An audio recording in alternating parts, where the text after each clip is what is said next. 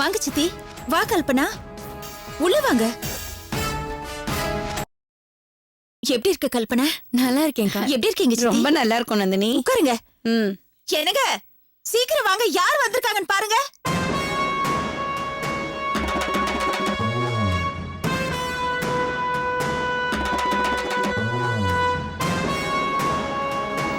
வாங்க. என்ன விஸ்வா, எப்படி இருக்க? நல்லா இருக்கேன். ஹாய். ஹாய் மாமா. எப்படி இருக்க? நான் நல்லா இருக்கேன் மாமா. இப்ப நம்ம பார்த்தாலே எனக்கு அந்த இன்சிடென்ட் தான் ஞாபகம் வருது. அன்னைக்கு மண்டபத்துல நீ மட்டும் அந்த கொலைகாரனை பாத்துருக்கல, அவ்வளவுதான். இப்பவும் பயமா இருக்கு. ஆமா கல்பனா, இப்ப கூட அந்த சம்பவத்தை நினைச்சா பயமா இருக்கு. ஐயோ அக்கா, அதெல்லாம் முடிஞ்சு போன விஷயம். இப்ப எதுக்காக அதை பத்தி பேசிட்டு இருக்கீங்க? ரிலாக்ஸா இருங்கக்கா. சரி, நான் இனிமே அந்த விஷயத்தை பத்தி பேச மாட்டேன். உட்காருங்க, நான் போய் சீக்கிரம் டிஃபன் ரெடி பண்ணேன். நந்தினி, நீ டிஃபனை சீக்கிரமா ரெடி பண்ணு. நாங்களும் உடனே கிளம்பணும். எங்க கிளம்பணும்? கல்பனா சென்னையில இங்க கம்ப்யூட்டர் கோர்ஸ் ஜாயின் பண்ணிருக்கா. Good, congrats. நாங்க காஞ்சிபுரத்துல இருக்கோம். ஒரு நாளை போல இவ ஈசிஆருக்கு போயிட்டு வர முடியுமா? இவளோட கம்ப்யூட்டர் கிளாஸ் ஈசிஆர்ல இருக்கு. அதனாலதான் இங்க வந்துட்டு உன் மூலமா ஏதாவது லேடிஸ் ஹாஸ்டல்ல இல்ல வாடகைக்கு வீடு எடுத்து தங்கலான்னு பாக்குறோம். என்ன சொல்றீங்க சித்தி? பொம்பளை புள்ளைய தனியா ஹாஸ்டல்ல தங்க வச்சு படிக்க வைக்க போறீங்களா? சென்னையில எல்லாருமே அப்படித்தானக்கா தங்கியிருக்காங்க. அது வேற வழி இல்லாதவங்க தங்கி படிப்பாங்க. இங்கதான் நாங்க இருக்கோம்ல, இங்கே தங்கி படிக்கலாமே. இல்லம்மா. ஏன் சித்தி தயங்குறீங்க? இது யார் வீடு? உங்க வீடு தானே. கல்பனை யாரு? ஏன் தங்கச்சி தானே. அவ இங்கே தங்கி கிளாஸுக்கு போகட்டும், அதான் சரியா இருக்கும்.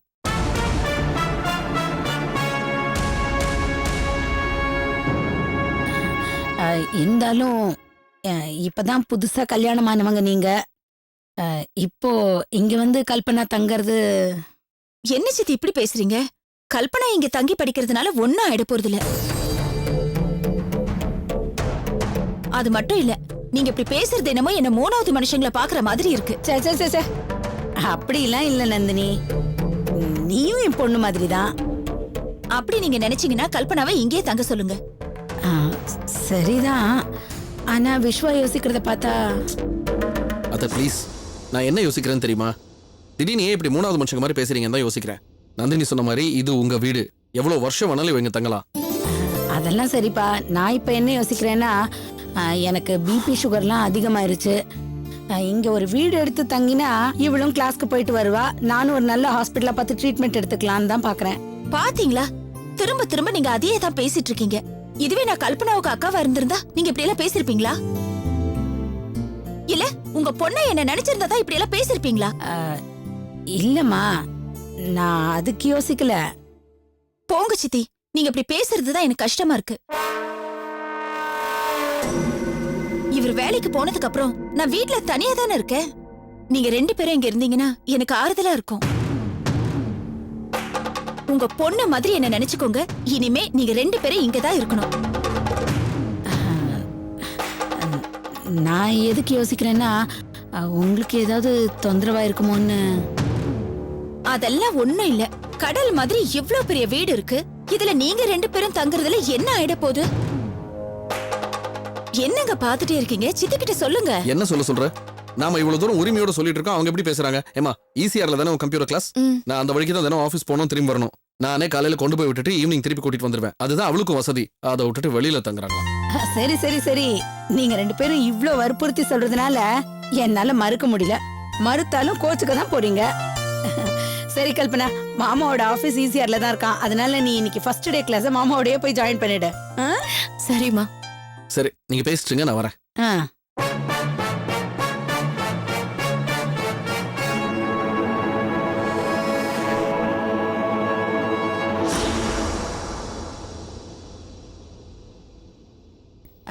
நந்தினி, நிஜமாவே நாங்க இங்க தங்கறதுல உனக்கு ஒண்ணும் சிரமம் இல்லையே. பாத்தீங்களா, திரும்ப திரும்ப நீங்க இதே பேசுறதுதான் என் மனசு கஷ்டமா இருக்கு. இது யார் வீடு? உங்க வீடு. நீங்க இங்க உட்கார்ந்து என்ன வேணும்னு ஆர்டர் பண்ணுங்க, செஞ்சு தர்றது என்னோட வேலை. கல்பனா, இப்ப நீ சாப்பிடறதுக்கு டிஃபனும் மத்தியான லஞ்சும் நான் ரெடி பண்ணிடுறேன். சித்தி, நீங்க பேக் எடுத்துட்டு உள்ள போங்க, இதோ நான் வரேன்.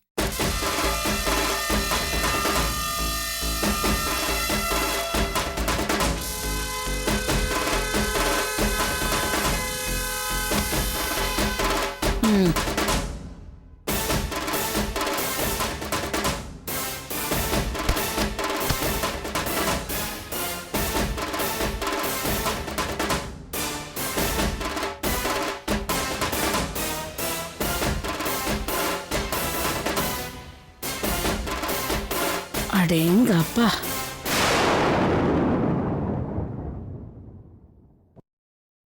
ஏன் கல்பனா, பாத்தியா எப்படி ரசிச்சு ரசிச்சு இந்த வீட்டை வாங்கியிருக்கான்னு? இந்த பங்களால அவளோட சந்தோஷமா வாழறதுக்காக வாங்கியிருக்கான். அதாம நானும் பாக்குறேன். இந்த வீட்ல முதலாளியா இருக்க வேண்டியன்னா விருந்தாளியா தங்க வேண்டியதாயிடுச்சு. ஐயோ அசடு. சீ, இங்க வா. இத பாரு, உன் அம்மா நான் எதுக்கு இருக்கேன்? இந்த வீட்ல நீ வாழணும். இது நீ வாழ வேண்டிய வீடு. கூடிய சீக்கிரமே அவளை இந்த வீட்டை விட்டு அடிச்சு துரத்திட்டு உன்னை இந்த வீட்ல நான் வாழ வைக்கிறேன். வாழ வைப்பேன். அப்படி இல்லைன்னா என் பேர் மீனாட்சி இல்லை.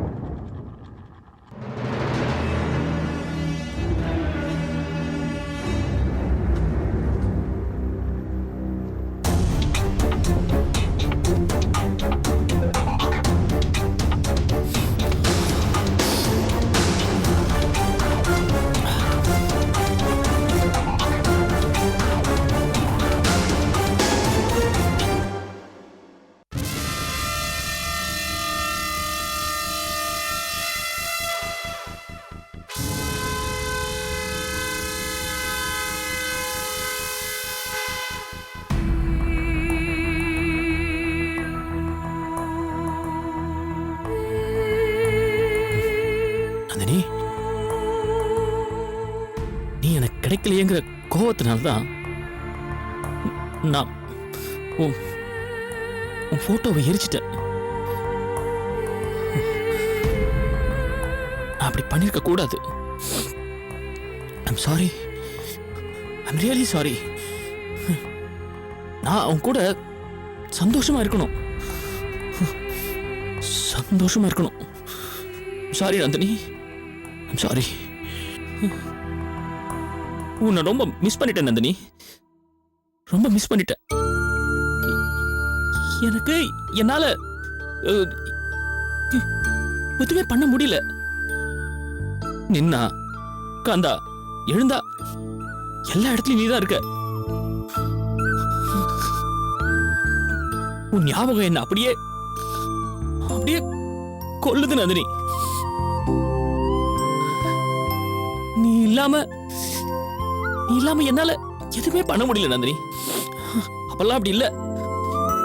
ஏன்னா நீ எப்படி எனக்கு கிடைச்சிடுவ அப்படிங்கிற நம்பிக்கையில நீ உன் வீட்லயும் நான் என் வீட்டுல இருந்த போது கூட எனக்கு அந்த வலி தெரியல.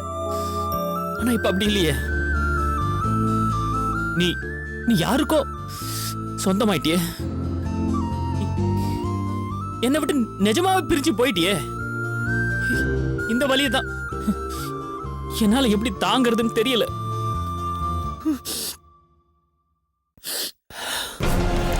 இல்ல நந்தினி, நான் உன்னை பார்க்கணும், உன்கிட்ட பேசணும், நிறைய பேசணும். நம்ம பழையபடி சந்தோஷமா நிறைய பேசணும். வரேன். என்ன யார் தடுப்பா?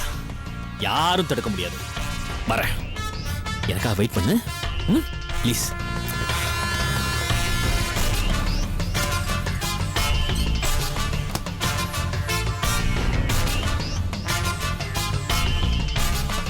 ஏய் சுரேஷ், நில்லுடா. எங்கடா போற? போயிட்டு வந்து சொல்றேன். சுரேஷ், டிஃபன் வச்சிருக்க, சாப்பிட்டு போடா. எனக்கு பசிக்கலக்கா. நில்லுடா. கொஞ்ச நாளா உன் போக்கே சரியில்லை. சரியா சாப்பிட மாட்டேங்கிற, ரொம்ப டல்லாவே இருக்க. என்னதான் ஆச்சு உனக்கு? அப்படியா? சரி நில்லுன்னு சொல்றல்ல. எங்க போற, எப்ப வரேன்னு தெரிய மாட்டேங்குது. ஆபீஸ்ல ஏதாவது பிரச்சனையா? நீ பழைய மாதிரி இல்ல சுரேஷ். எதுவுமே பழைய மாதிரி இல்ல. என்னடா சொல்ற? நம்மளை சுத்தி நிறைய விஷயங்கள் மாறும்போது நாமளும் ஆட்டோமேட்டிக்கா மாற வேண்டியிருக்கும். நீ சொல்றது எனக்கு ஒண்ணுமே புரியல சுரேஷ். எனக்கும் தான் புரியல. நீ என்ன ரொம்ப குழப்பற. நானும் தெளிவா இல்ல. சும்மா தொண பேசாதக்கா. நான் சுரேஷ், கிளம்பணும். டிஃபன் சாப்பிட்டு போடா. தூக்கி குப்பையில கொட்டுக்கா. என்னாச்சு இவனுக்கு? ஏன் இப்படி நடந்துக்கிறான்? இதுக்கு முன்னாடி இப்படி பேசினது இல்லையே. ஷோ, ஒண்ணுமே புரியலையே.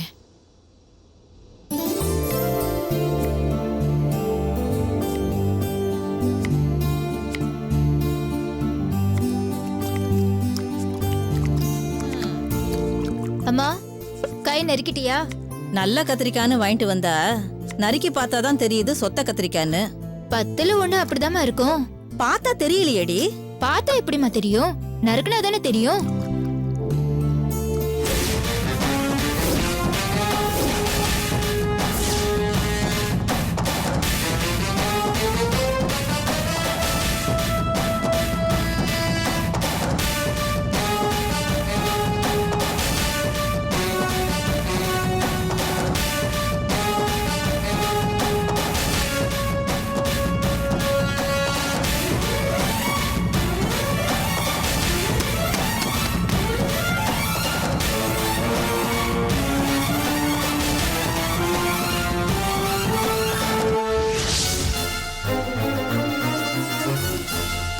நந்தினி,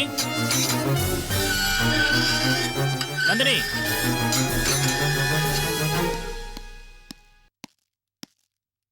நந்தினி, நந்தினி, நந்தினி, நந்தினி. அம்மா, சுரேஷ்மா.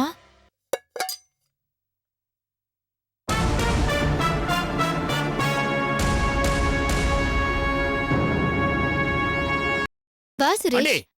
நந்தினி எங்க ஆண்டி? நந்தினி, நந்தினி. சுரேஷ், ஆண்டி, மணி 11 போகுது. ஆபீஸ் கிளம்ப வேணாமா அவ? எங்க அவ? ஆபீஸ் போறதே மறந்துட்டாளா அவ? சுரேஷ், நந்தினியை கூப்பிடுங்க ஆண்டி. நந்தினியா? ஆமா, அவளை பார்க்காம அவள்கிட்ட 2-3 நாளா பேசாம எனக்கு என்னமோ மாதிரி இருக்கு. கூப்பிடுங்க அவளை. என்ன இவன் விளையாடுறானா இல்ல சீரியஸா தான் பேசுறானா? நந்தினி, நந்தினி, ஏ சுரேஷ், என்னாச்சு உனக்கு? நந்தினி. ஏய், என்னாச்சு? நந்தினியை தேடிட்டு இங்க வந்து நிக்கிற? அவ பெசன் நகர்ல இருக்கா. பெசன் நகரா? அங்க என்ன பண்றா? பெசன் நகர்ல முறுக்கு விக்கிறா.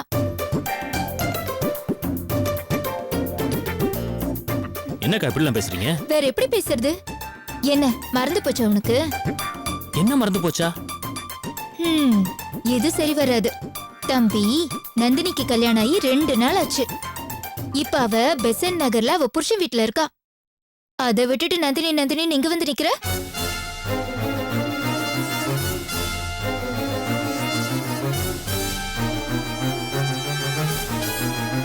ஆமா இல்ல? ஆமாவா இல்லையா? இது பழைய ஜோக்கு. இதையும் நீ மறந்துட்டியோன்னு நினைச்ச. கரெக்ட் தான்க்கா. நந்தினிக்கு கல்யாணம் ஆன விஷயம் எனக்கு மறந்தே போச்சு. நான் என்னமோ அவ இங்க இருக்கிறதா நினைச்சுக்கிட்டு பைத்தியம் மாதிரி இங்க வந்துகிட்டு நந்தினி நந்தினின்னு கூச்சல் போட்டுக்கிட்டு. நீ கல்யாணம் ஆனதை மட்டும் மறக்கல, அவ வேலையை விட்டு நின்னு ரொம்ப நாள் ஆச்சு. அதையும் மறந்துட்டு 10 மணி ஆச்சு ஆபீஸ் போலேன்னு வந்து நிக்கிற. தெரியுது. சாரி. நந்தினி உன்ன மாதிரி ஒரு ஃப்ரெண்டு கிடைக்க கொடுத்து வச்சிருக்கணும். நீ அவ மேல எவ்வளவு பாசம் வச்சிருக்க. அவளுக்கு கல்யாணம் ஆன விஷயத்த நான் எப்படி மறந்தேன்னு எனக்கே தெரியல. உனக்கு மட்டும் இல்லப்பா, நந்தினியோட அப்பா ரேவதி இவங்களுக்கெல்லாம் கூட மறந்து போய் அவளை தேடுறாங்கன்னா பாத்துக்கியே. அந்த அளவுக்கு அவ நம்ம மனசுக்குள்ளேயே இருக்கா. உன்னை நினைக்கும் போது ரொம்ப பெருமையா இருக்கு சுரேஷ். நீ மத்தவனும் இல்ல, கூட பிறந்தவனும் இல்ல. ஆனா அவ கூட பிறந்தவங்களுக்கு இருக்கிற பாசத்துக்கு உன்னோட பாசம் குறைஞ்சது இல்லப்பா. அதனாலதான் நீ வந்து அவளை கேக்குற. விடுங்க, ஏதோ தெரியாதனமா கேட்டுட்டேன். அம்மா சொல்றதும் சரிதான் சுரேஷ். நந்தினி இப்ப புருஷன் வீட்ல சந்தோஷமா இருக்கான்னா அதுக்கு முழுக்க முழுக்க நீதான் காரணம். நீ மட்டும்தான். அதை ஏன்டா பண்ணி வச்சோன்னு இப்பதான் ஃபீல் பண்றேன்.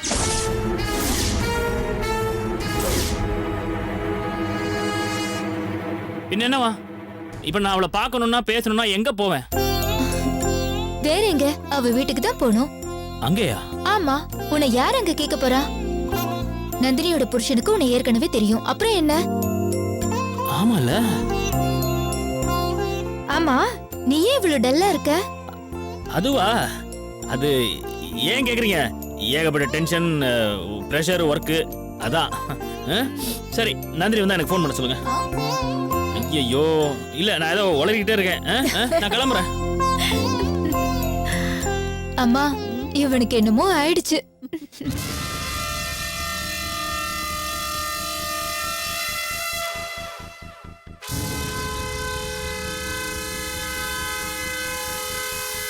நந்தினி, நீ கல்யாணத்தை பண்ணிட்டு நிம்மதியா போயிட்ட.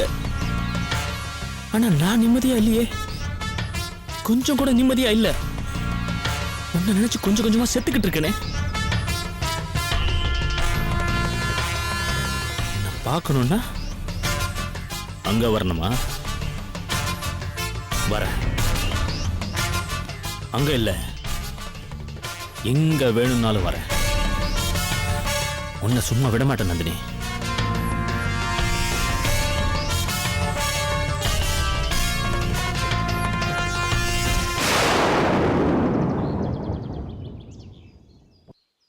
சின்ன வயசுல இருந்து 2 பேரும் ஒன்னா படிச்சு ஒன்னா வளர்ந்தவங்க இப்போ கை உடைஞ்ச மாதிரி இருக்கு போல இருக்கு. ரொம்ப பாவமா இருக்கு இல்லம்மா? போக போக எல்லாம் சரியா போயிடும்மா. எனக்கு என்னமோ சரியாகும்னு தோணல.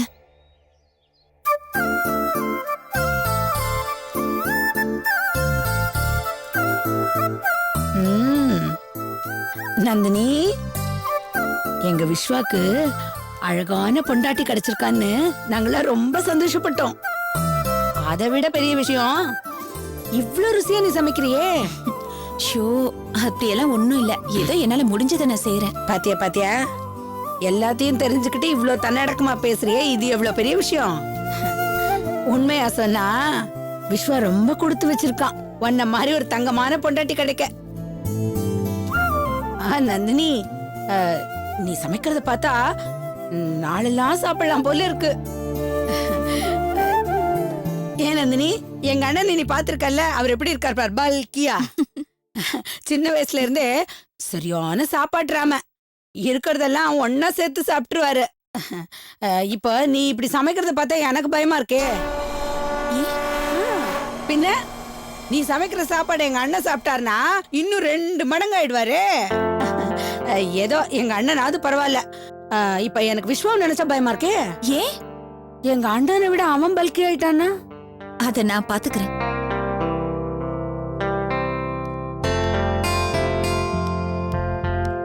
என்னம்மா, ரெடியா? நான் ரெடி மாமா. இன்னைக்காவது சீக்கிரம் போகணும். ஏன் அப்படி சொல்றீங்க? ஏன்னா எனக்கு சின்ன வயசுல இருந்தே ஒன்னு தெரியும், நீ எல்லாத்துலயும் லேட். ஏய், என்ன? எல்லாத்துலயுமே நான் லேட்டா வந்தாலும் எப்பவுமே ஃபர்ஸ்ட்ல வருவேன். அது உங்களுக்கு தெரியும்ல? ஏச்சி, லூசு, விளையாட்டுக்கு சொன்னா. ஆனா நான் சீரியஸா தான் சொல்றேன் மாமா. நீங்க வேணா பாருங்க, இந்த விஷயத்துல நான் கண்டிப்பா ஃபர்ஸ்ட்ல வருவேன். உன் கம்ப்யூட்டர் கோர்ஸ்ல நீ தான் ஃபர்ஸ்ட் ஆல் இந்தியா டாப்பரா வருவ, போதுமா? எனக்கு ஆபீஸ் லேட் ஆகுது, அதனால போலாம். ஓகேயா? அப்பா விஸ்வா, என்னப்பா ஆபீஸ் கிளம்பிட்டியா? தோ கிளம்பிட்டே இருக்கேன்பா. நந்தினி என்ன பண்றா?